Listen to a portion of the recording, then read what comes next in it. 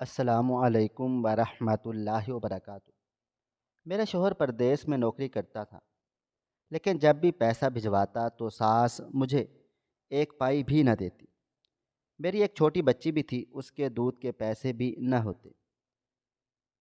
میں ایک پڑوسی آدمی سے پیسے ادھار لیتی اور اپنی بیٹی کا دودھ لاتی، لیکن ایک دن ساس نے جھوٹا الزام لگا کر شوہر سے طلاق دلوا دی۔ اب میکے والوں نے مجھے نہ رکھا، اکیلی سڑک پر بیٹھی رو رہی تھی۔ جب وہی آدمی چلا آیا، زندگی تو میری پہلے ہی برباد ہو چکی تھی۔ اس آدمی نے مجھے ساتھ چلنے کو کہا تو میں بھی اس کے گھر چل پڑی۔ جیسے ہی میں اس کے گھر میں قدم رکھا تو میرے پیروں تلے سے زمین نکل گئی، کیونکہ سامنے 20 میں بے یقین نگاہوں سے اس آدمی کے گھر میں کھڑی ہوئی تھی۔ مجھے اپنی آنکھوں پر یقین نہیں آ رہا تھا۔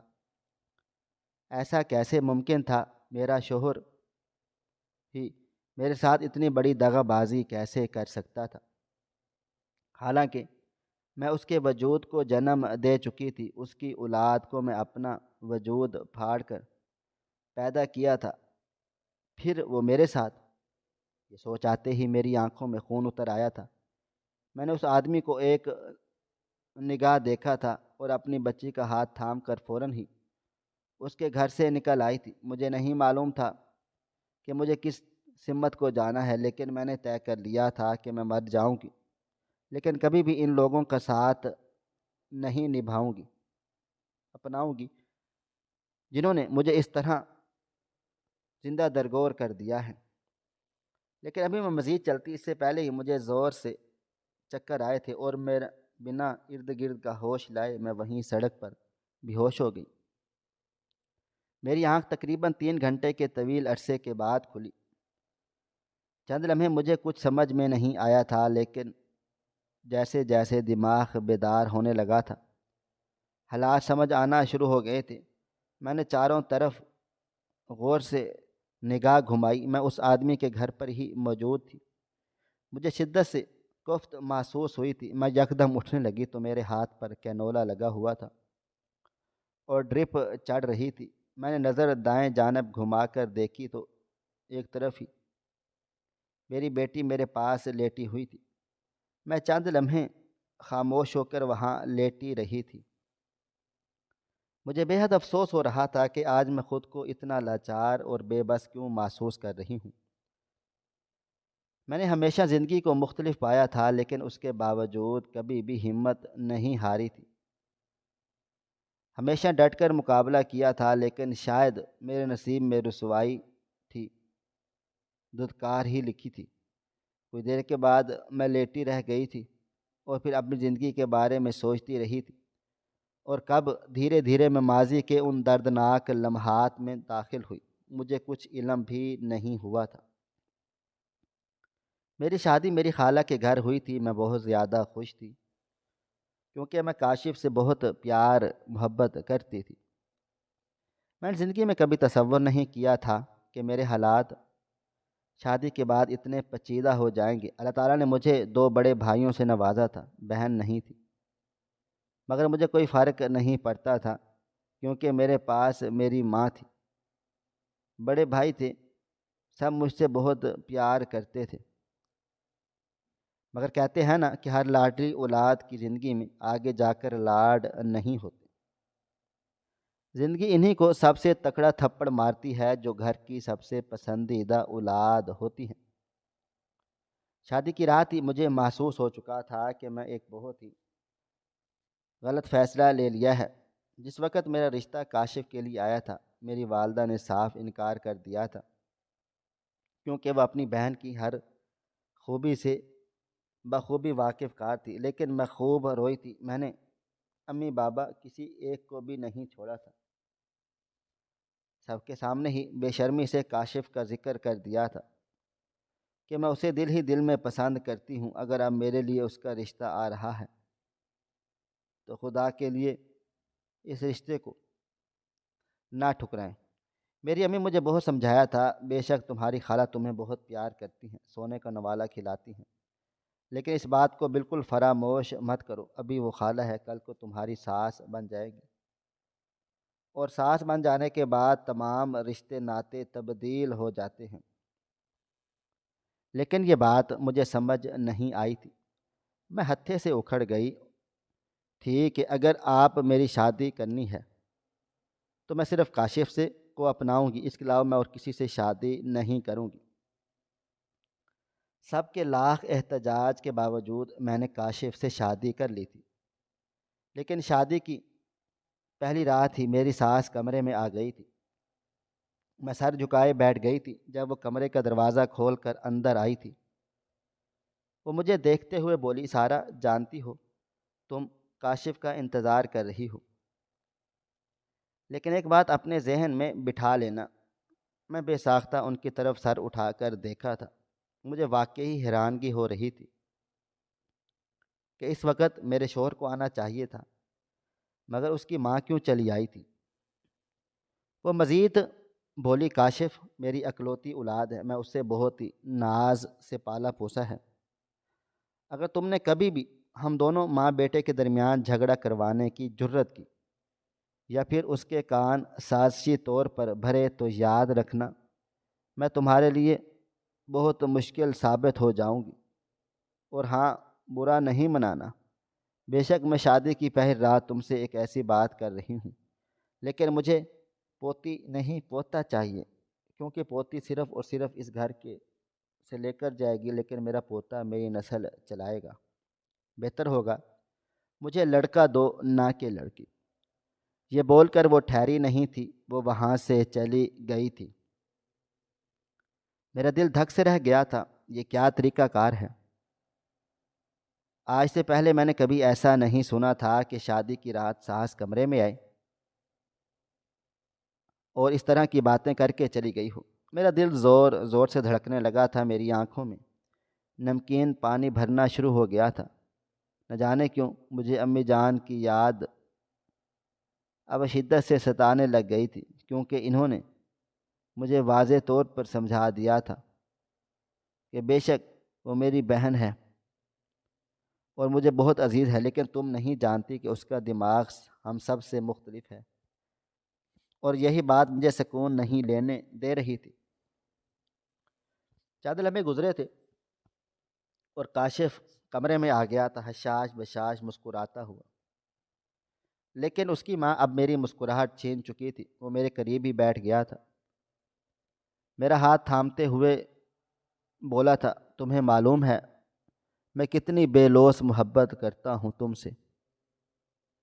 میں اس سے یکدم اپنا ہاتھ چھڑا چکی تھی۔ مجھے معلوم تھا کہ وہ آ کر اب اسی طرح سے باتیں کرے گا، لیکن ابھی تھوڑی دیر پہلے جو خالہ باتیں کر گئی تھی وہ اس کو بتانا بے حد ضروری تھا۔ میں کچھ کہتی اس سے پہلے وہ میرے ہونٹوں پر انگلی جماتے ہوئے بولا تھا، دیکھو سارا، میں جانتا ہوں امی تم سے کیا بول کر گئی ہوں گی۔ میں نے انہیں کمرے سے نکلتے ہوئے دیکھ لیا تھا اور ان کے چہرے کے زاویے اس بات کی گواہی دے رہے تھے کہ انہوں نے تم سے بالکل بھی مناسب بات نہیں کی۔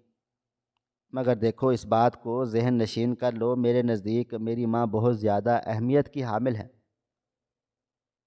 اگر آج تم اس کمرے میں دلہن بن کر بیٹھی ہو تو صرف ان کی وجہ سے۔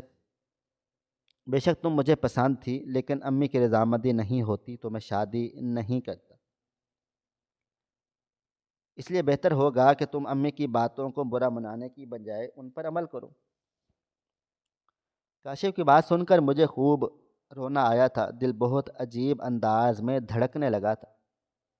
میں سمجھ گئی تھی کہ اب معاملات بہت زیادہ پیچیدہ ہو جائیں گے، میرے لیے بہت مشکلات کھڑی ہو جائیں گی، نہ جانے میں یہاں کس طرح سے گزارا کروں گی۔ یہی ایک بات میرے ذہن پر سوار ہوتی جا رہی تھی۔ رات قطرہ قطرہ کر کے پگھلتی جا رہی تھی۔ اگلی صبح کا سورج پوری آب و تاب سے روشن ہوا تھا۔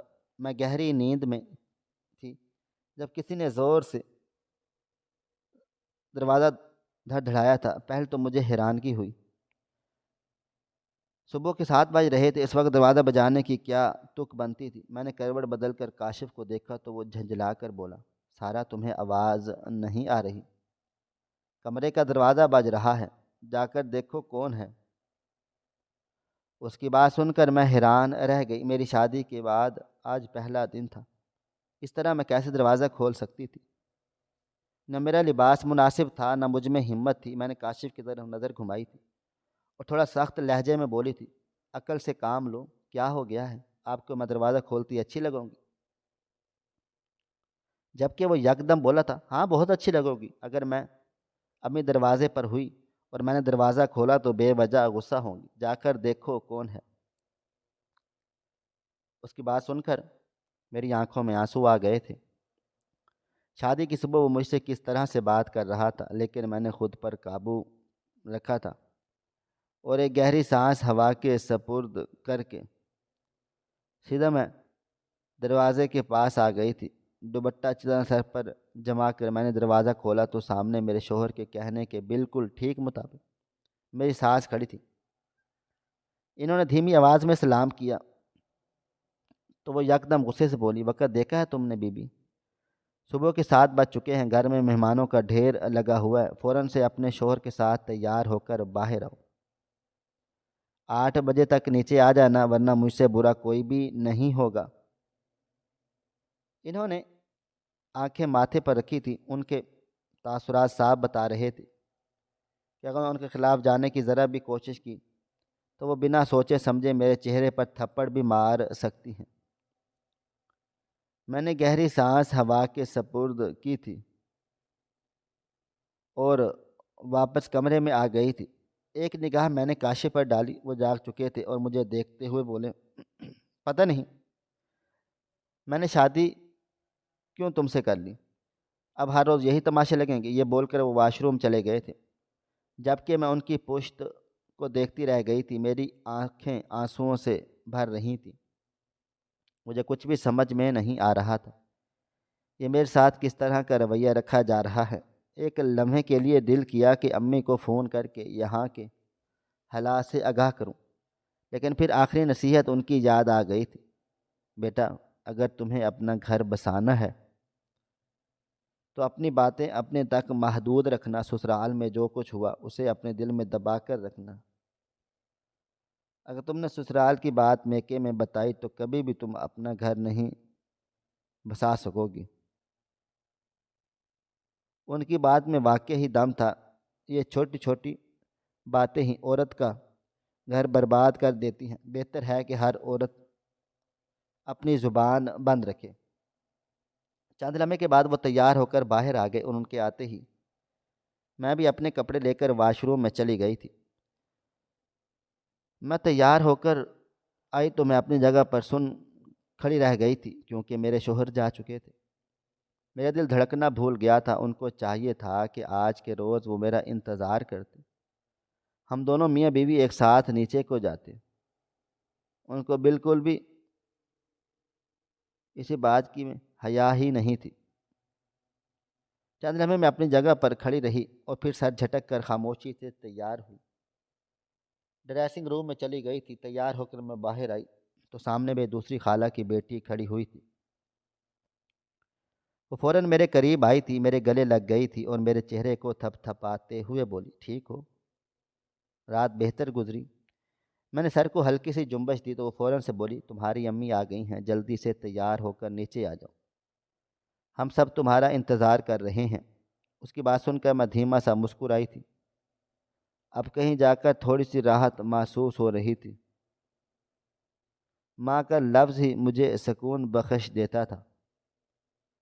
مجھے واقعی میں اب احساس ہوا تھا کہ ماں باپ سے بچھڑ جانے کے بعد اولاد کتنی تکلیفیں اٹھاتی ہے۔ میں فوراً ہی تیار ہونا شروع کر دیا تھا۔ تیار ہو کر میں نے دوپٹہ سر پر جمایا اور نیچے چلی آئی تھی۔ سامنے ہی لاؤنج میں میرے بھائی، بابا، امی بیٹھے تھے۔ میں نے فوراً بھاگ کر اپنے بابا کے سینے میں جگہ ڈھونڈنی تھی، مگر ابھی تک وہ میرے سر پر ہاتھ رکھے اس سے پہلے ہی میری ساس کی آواز میرے کانوں کے پردے سے ٹکرائی تھی، شرم حیا نہیں ہے بالکل بھی، شادی ہو گئی ہے تو پہلے ساس کو سلام کرتے ہیں، نہ کہ باپ کے سینے سے جا کر لگتے ہیں۔ ان کی بات سن کر میں نے ٹھٹک کر اپنے بابا سے علیحدگی اختیار کی تھی، ایک نظر اپنی ساس پر ڈالی تھی جو میرے شوہر کے پہلو میں دراز تھی۔ میں فوراً اپنی جگہ سے کھڑی ہو گئی تھی، جھک کر ان کو سلام کیا تھا، جبکہ وہ منہ بنا کر رہ گئی۔ انہوں نے میرے سلام کا جواب دینا بھی ضروری نہیں سمجھا تھا۔ میں نے ایک نگاہ اپنے گھر والوں پر ڈالی تو ان سب کی آنکھوں میں پریشانی جھلکنے لگی تھی، مگر میں نے فوراً ہی ماحول پر قابو پا لیا تھا اور ناشتے کا پوچھنے لگ گئی تھی۔ ناشتہ امی بابا لے کر آئے ہوئے تھے اور فوراً ہی میں نے کچھ کزن احباب کے ذریعے میز سجا لی تھی۔ میری ساس ایک بار پھر اخلاقاً مجھے نہیں روکا تھا۔ یہ بات مجھے اندر ہی اندر کھائے جا رہی تھی کہ خالہ خوش نہیں ہے، اس لیے وہ اس طرح کا برتاؤ کر رہی ہے، مگر میں نے انہیں کچھ بھی کہنا مناسب نہ سمجھا تھا۔ وقت کا پہیہ دھیمی رفتار سے گزرتا جا رہا تھا۔ امی بابا کے چلے جانے کے بعد میری ساس ایک بار پھر مجھے مخاطب نہیں کیا تھا۔ میں نے ایک دو دفعہ اپنے شوہر سے ولیمے کا ذکر بھی کر دیا تھا۔ انہوں نے مجھے منع کر ڈالا تھا کہ ابھی ہماری گنجائش نہیں ہے، ہم ابھی ولیمہ ادا نہیں کریں گے، بس رشتہ داروں کو گھر بلا کر کھانا کھلا دیں گے۔ میں واقعے میں حیران ہے کیونکہ خالہ نے بارات کے وقت کتنی شرطیں رکھی تھیں اور اب اپنی باری پر اس طرح سے کر رہی تھی۔ میں کچھ کہتی تو مسئلہ کھڑا ہو جاتا، اس لیے چپ رہنا ضروری سمجھا، لیکن میری یہی چپ میرے لیے بہت بری ثابت ہوتی جا رہی تھی۔ شادی کے محض 3 دن کے بعد میری ساس نے صاف کہہ دیا تھا کہ اب کچن تمہاری ذمہ داری ہے، تم نے گھر کا سارا کام کاج کرنا ہے۔ مجھ بڑی جان میں اتنی ہمت نہیں کہ میں گھر کو بھی سنبھالوں اور اخراجات کو بھی دیکھوں۔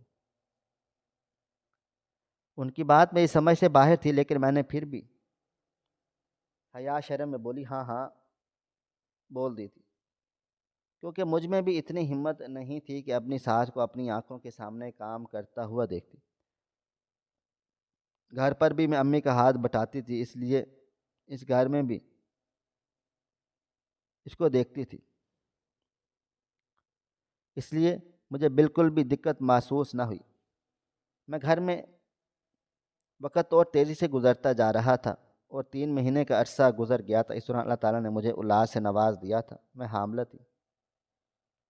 یہ خوشی بہت بڑی تھی، لیکن دھیرے دھیرے جو سوئی میری سانس مجھے روسٹ ہو رہی تھی وہ میرا خون خشک کرنے کے لیے کافی تھی۔ وہ ہر وقت مجھ سے ایک ہی بات کہتی تھی کہ مجھے بیٹی نہیں بیٹا چاہیے، اس بات کا خیال رکھنا۔ کئی بار میں نے باتوں ہی باتوں میں اس کو سمجھایا تھا کہ اولاد مرد کا نصیب ہوتی ہے، عورت اپنے ساتھ پیسہ خود لاتی ہے، دولت ہی لاتی ہے، لیکن میری ساس نے ایک ہی گردان مجھے ان فالتوں کی باتوں میں مت الجھاؤ، جو میں نے تم سے کہہ دیا ہے وہی ہونا چاہیے، ورنہ تم خود اپنی حالت کی ذمہ دار ہوگی۔ ان کی بات میرا خون نچوڑ رہی تھی۔ شادی کو آج 3 ماہ ہو چکے تھے، لیکن اس دوران میں نے ایک بار بھی اپنے گھر چکر نہیں لگایا تھا، کیونکہ شادی کے محض 1 ہفتے کے بعد جب میں نے یہ خیال اپنے شوہر سے ظاہر کیا تو انہوں نے مجھے صاف صاف کہہ دیا تھا کہ جب میرا دل ہوگا تمہیں لے جاؤں گا۔ آج تم نے یہ بات اپنے منہ سے نکال لی ہے، لیکن آئندہ کے بعد اس طرح سے کوئی بات برداشت بھی نہیں ہوگی اور برداشت بھی نہیں کروں گا۔ مجھے اندر ہی اندر سے یہ سب چیزیں ختم کرتی جا رہی تھی۔ مجھے اب شدت سے افسوس ہونے لگا تھا کہ میں نے اپنی خالہ کا گھر اپنے لیے کیوں منتخب کیا۔ انسان غیر برادری میں شادی کر لے تو بہتر ہوتا ہے، تاکہ دل میں اگر کوئی بات آ رہی ہو تو 2 4 سنا کر دل صاف کر لے، مگر اپنوں کی رشتہ داری میں ایک لفظ بھی نہیں کہہ سکتے، کیونکہ اگر آپ نے کچھ بھی کہا تو وہی آپ کو پورے خاندان میں بدنام کر دیں گے۔ وقت گزرتا جا رہا تھا۔ میں جب 6 مہینے میں پہنچے تو شوہر نے مجھ پر بم گرا دیا تھا۔ ان کا کہنا تھا کہ ان کی جاب بیرون ملک لگ گئی ہے اور انہیں یہاں سے نکلنا ہوگا۔ میں نے انہیں بہت سمجھایا تھا کہ اس حالت میں مجھے چھوڑ کر نہ جائیں، ابھی مجھے آپ کی اشد ضرورت ہے، میرے پاس کوئی بھی ہو، لیکن جو کمی آپ کی ہوگی وہ کوئی پوری نہیں کر سکتا۔ لیکن میرے شوہر کو یہ بات سمجھ ہی نہیں آئی تھی۔ ان کے نزدیک ہمیشہ پیسہ ہی سب کچھ تھا۔ انہوں نے صاف کہہ دیا تھا کہ اس بارے میں مجھ سے کوئی بات نہیں کرو، میں صرف اور صرف پیسہ کمانا چاہتا ہوں، بہتر ہوگا کہ تم خاموش رہو۔ میں بہت زیادہ روئی، ان کے آگے ہاتھ جوڑے منت کی تھی کہ ابھی نہیں جائیں۔ مجھے ڈر تھا کہ اگر اللہ تعالیٰ نے مجھے بیٹی سے نواز دیا تو نہ جانے میری ساس میرے ساتھ کیا سلوک کرے گی، اور مگر میرے لاکھ احتجاج کے باوجود میرے شوہر چلے گئے۔ میرے بابا نے ان سے درخواست کی تھی کہ 3 مہینے کے بعد چلے جانا، جب تمہاری اولاد تمہاری گود میں آ جائے، لیکن ان کے نزدیک میری کوئی اہمیت نہ تھی، انہیں صرف اپنا کام عزیز تھا۔ ٹھیک 7ویں ماہ مجھے ڈاکٹر نے بتا دیا کہ آپ کو بیٹی پیدا ہوگی۔ یہ خبر میرا خون نچوڑ گئی تھی۔ مجھے کچھ سمجھ نہیں آ رہا تھا میں کیا کروں۔ میں گھر پہنچی تو میری ساس میرے ہی انتظار میں بیٹھی ہوئی تھی۔ گھر کے اندر داخل ہوتے ہی وہ سوالیہ بولی تھی، بتاؤ ڈاکٹر نے کیا بولا ہے؟ پچھلی بار بول رہی تھی نا کہ اس بار بتا دے گی، بیٹا ہی ہے نا۔ ان کی بات سن کر میرے اعصاب چٹکنے لگ گئے تھے۔ میں چند لمحے گہری گہری سانس لی اور فوراً ہی لا علمی کا اظہار کر دیا کہ ابھی انہوں نے کچھ بھی نہیں بتایا۔ میری ساس کافی تعجب سے مجھے دیکھنے لگی، مگر میں فوراً اٹھ کر اپنے کمرے میں آ گئی تھی۔ میں روتے ہوئے اپنے شوہر کو کال ملائی تاکہ ان کو اس خبر سے آگاہ کر سکوں، حالات کی نزدیکی بتا سکوں، مگر میں نہیں جانتی تھی کہ میری یہ کال آخری کال ہے۔ چند سیکنڈ کے بعد انہوں نے میری کال ریسیو کی تو میں روتے ہوئے بولی، مجھے کچھ سمجھ نہیں آ رہا کاشف، سب کچھ ریت کی مانند پھسلتا جا رہا ہے، آپ کیوں اس وقت مجھے تنہا چھوڑ کر چلے گئے؟ ڈاکٹر نے کہا ہے کہ ہمارے گھر بیٹی پیدا ہوگی، لیکن آپ کی والدہ مجھے بار بار بیٹے کے لیے پکا کر رہی ہیں۔ میں کیا کروں؟ مجھے کچھ نہیں معلوم۔ میرا محض یہ کہنا تھا کہ میرے شوہر بھڑک اٹھے۔ وہ غصے سے گرائے تھے، یہ کیا بکواس کر رہی ہو، اور تم نے مجھے کبھی کہا تھا کہ بیٹا پیدا ہوگا، پھر یہ بیٹی کی بات کہاں سے آ گئی؟ ان کی بات سن کر میں سانس تک روک چکی تھی۔ مجھے بالکل بھی احساس نہیں تھا کہ میرے شوہر اس طرح سے برتاؤ کر سکتے ہیں۔ میں مزید کچھ کہتی اس سے پہلے ہی پیچھے سے تالے کی آواز آئی تھی۔ میں نے پلٹ کر دیکھا تو میری ساس کھڑی ہوئی تھی اور مجھے خون اشام نگاہوں سے دیکھ رہی تھی۔ وہ دھاڑتے ہوئے بولی، مجھے اندازہ تھا تم یہی کرو گی، مجھے نہیں معلوم، مجھے پوتا چاہیے۔ اس بیٹی کو تم اپنے پاس ہی رکھو، میں بتا رہی ہوں، میں اسے بالکل بھی قبول نہیں کروں گی۔ ان کی آواز سن کر میرے ہاتھ پاؤں ٹھنڈے پڑنا شروع ہو گئے تھے۔ کاشف نے کال بند کر دی تھی۔ میں گھبراتے ہوئے بولی تھی، امی اولاد تو اللہ تعالیٰ کی دین ہے، اس میں عورت کا کیا عمل دخل؟ مگر میری ساس کو سننے کی روادار ہی نہیں تھی اور وہ مجھے کوستے ہوئے وہاں سے چلی گئی۔ میں روتے زمین پر بیٹھ چکی تھی۔ آنکھوں سے آنسو کسی سیلاب کی مانند بہتے چلے جا رہے تھے۔ ہر ماں کی طرح میری بھی خواہش تھی کہ میری بیٹی کو پیار کیا جائے، اسے سر آنکھوں پر بٹھایا جائے، لیکن اب مجھے حالات بہت خطرناک لگ رہے تھے۔ وقت گزرا تھا اور 9 ماہ کا عرصہ بیت گیا تھا۔ اس دوران میرے شوہر نے ایک بار بھی مجھ سے کال پر رابطہ نہیں کیا تھا، حالانکہ میں نے کئی بار ان کو فون کیا۔ انہوں نے اپنی تکلیف بتانے کی کوشش کی، مگر ان کی طرف سے کوئی بھی کال اٹھائی نہیں گئی تھی۔ اس وقت مجھے لیبر کا درد ہو رہا تھا، میری چیخیں بلند ہو گئی تھی، مجھے بہت تکلیف ہو رہی تھی، لیکن میرے پاس میرے شوہر نہیں تھے۔ زندگی اس دورائے پر لا کر کھڑا کر سکتی ہے، میں نے کبھی نہیں سوچا تھا۔ آج مجھے اپنی ہر اس غلطی کا احساس شدت سے ہو رہا تھا۔ میں نے اپنے ماں باپ کے گھر کی تھی، اپنے ماں باپ کو کہنا سن کر کاشف سے شادی نہ کرتی تو آج میں خوشحال ہوتی، لیکن شاید ذلت میرے نصیب میں لکھی ہوئی تھی۔ وقت گزرا تھا اور میری گود میں ننھا وجود آ گیا تھا، مگر نہ میری ساس میرے پاس تھی اور نہ ہی میرا شوہر۔ پورا خاندان مجھ سے ملاقات کرنے کے لیے آیا ہوا تھا۔ سب نے میری ساس کا پوچھا لیکن میرے پاس کوئی جواب نہ تھا۔ وقت اور تیزی سے گزرتا جا رہا تھا۔ اب میکے والے بھی منہ موڑنا شروع کر چکے تھے۔ کب وہ میرا ساتھ دیتے، ان کی بھی زندگیاں تھیں، کتنا پیسہ وہ مجھ پر پانی کی طرح بہا چکے تھے۔ اپنے سسرال کے آنے کے بعد میں نے صرف ایک بات سنی تھی، اگر تمہیں اس گھر میں زندگی گزارنی ہے تو ہر قسم کے سمجھوتے کرنے ہوں گے۔ میرے پاس آ کر پیسے مانگنے کی ضرورت نہیں ہے، اپنا اور اپنی بیٹی کا گزارا خود سے کر لو۔ مجھے ان کی بات کچھ سمجھ نہ آئی تھی۔ میں نے چپ رہنے میں عافیت جانی، کیونکہ میرے پاس اب چھت نہ تھی۔ مجھے میرا گھر کسی بھی حال میں بسانا تھا۔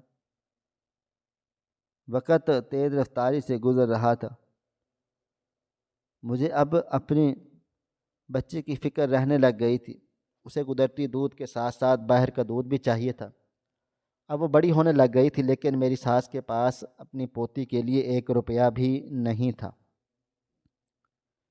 میں نے ان کے سامنے رو رو کر فریاد کی تھی کہ امی کچھ پیسے دے دیں، مجھے نیہا کے لیے دودھ لانا ہے، مگر وہ منہ پھیر گئی۔ میرے شوہر جتنا بھی پیسہ بھیجتے میری ساس اپنے پاس رکھتی۔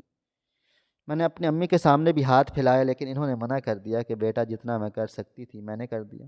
تمہارے بابا اب ملازمت نہیں کرتے، تمہارے بھائی گھر چلاتے ہیں، ان کی اتنی آمدنی نہیں کہ وہ تمہارے بھی اخراجات برداشت کر سکیں، تم اپنا خود دیکھ لو۔ ان کی بات میرے سینے پر چابک کی طرح چبھی تھی، مگر میں چپ رہی تھی۔ گھر سے دہلیز پار کی تو مجھے آس پڑوس ہی نظر آئے تھے۔ میں نے پڑوس میں رہنے والے راشد بھائی سے پیسے مانگ لیے تھے۔ پہلے روز تو انہوں نے مجھے پیسے دے دیے تھے، میں نے اپنی بچی کو دودھ پلا دیا تھا۔ وقت گزرا تھا اور اب میں ان سے ادھار مانگنے لگ گئی تھی۔ دھیرے دھیرے میں نے ان سے 3-4 ہزار روپے ادھار لے لیے تھے۔ وہ اتنے بھلے آدمی تھے کہ کبھی بھی مجھے پیسے دینے سے انکار نہیں کرتے تھے۔ میری زندگی میں وہ کسی فرشتے کی مانند آئے تھے، لیکن میں جانتی نہ تھی کہ یہی فرشتہ میری زندگی برباد کر ڈالے گا۔ ٹھیک 1 مہینے کے بعد میرے شوہر چھٹی پر پاکستان آئے۔ اس وقت میں برابر میں رہتے راشد بھائی سے پیسے مانگنے ہی گئی ہوئی تھی، لیکن جب میں گھر کے اندر واپس آئی تو میرے شوہر کے تاثرات تبدیل ہو چکے۔ میری ساس نے انہیں میرے خلاف ورگلا دیا تھا۔ گھر میں داخل ہوتے انہوں نے میرے چہرے پر ایک زناٹے دار تھپڑ مارا تھا اور بنا لحاظ کیے مروت کے پیچھے مجھے طلاق دے ڈالی۔ میں نے بے یقین نگاہوں سے اپنے شوہر کو دیکھ رہی تھی۔ مجھے یقین نہیں آ رہا تھا کہ وہ مجھے چھوڑ چکے ہیں۔ وہ مجھے دیکھتے ہوئے بولے تھے، اس گند کو لے کر میرے گھر سے دفع ہو جاؤ، میرے گھر میں تم جیسی عورت کا گزارا نہیں۔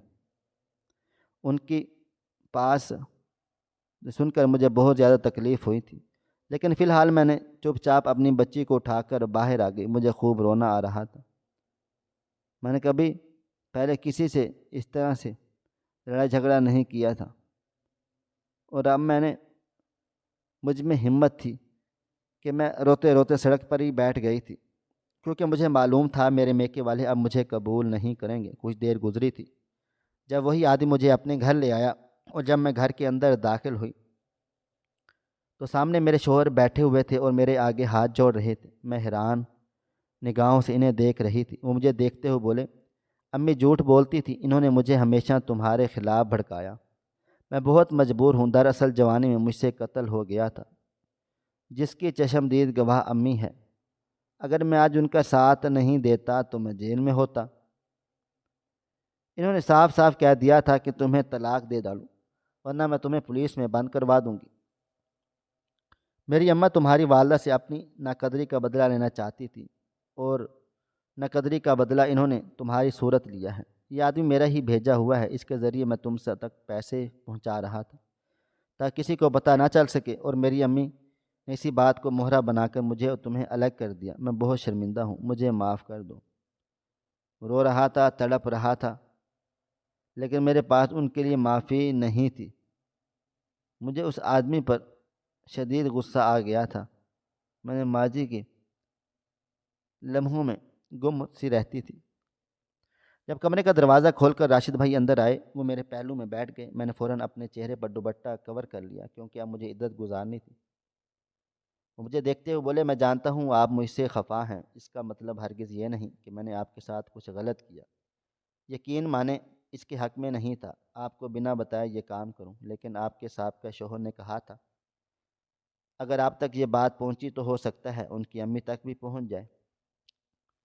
خیر میں ان سب باتوں کے لیے یہاں نہیں آیا، میں آپ سے یہ پوچھنا چاہتا ہوں عدت مکمل ہونے کے بعد آپ مجھ سے نکاح کریں گی؟ میں آپ کی اور آپ کی بیٹی کی ذمہ داری لینا چاہتا ہوں اور وعدہ کرتا ہوں نکاح ہوتے ہی ہم یہ گھر چھوڑ دیں گے۔ میں آپ کو دور لے جاؤں گا جہاں صرف آپ، میں اور ہماری بیٹی ہوگی۔ میں نے ایک نگاہ ان کی طرف ڈالی اور فی الحال ان سے سوچنے کا وقت مانگا تھا۔ وقت دھیرے دھیرے گزرتا جا رہا تھا۔ 3 مہینے 10 دن کا عرصہ میرے لیے کسی عذاب کی طرح تھا۔ میں نے یہ وقت راشد صاحب کے گھر میں گزارا تھا۔ اس دوران انہوں نے جتنی مدد میری کی تھی اتنی مدد کوئی کسی کی نہیں کرتا۔ ان کی پہلی بیوی مر چکی تھی، اولاد کوئی نہیں تھی، وہ اکیلے رہتے تھے۔ لوگوں نے بہت باتیں بنائی مگر میں مجبور تھی۔ راشد صاحب کہیں اور رہ رہے تھے، میں انہی کے گھر پر رہتی تھی، صرف وہ ضرورت کا سامان دینے آتے تھے۔ عدت مکمل ہونے کے بعد سادگی سے نکاح کیا گیا اور واقعی مجھے یہاں سے لے کر کہیں اور شفٹ ہو گئے۔ کچھ روز پہلے مجھے معلوم ہوا ہے کہ میری خالہ کو فالج ہو گیا ہے، وہ بستر مرگ پر ہے۔ میرے شوہر کو پولیس لے جا چکی ہے، انہوں نے خود اپنا بیان پولیس کے پاس جمع کروا دیا ہے، جبکہ میں راشد صاحب کے پاس بہت زیادہ خوش ہوں، مطمئن ہوں۔ وہ میری بیٹی کو اپنی اولاد کی طرح چاہتے ہیں۔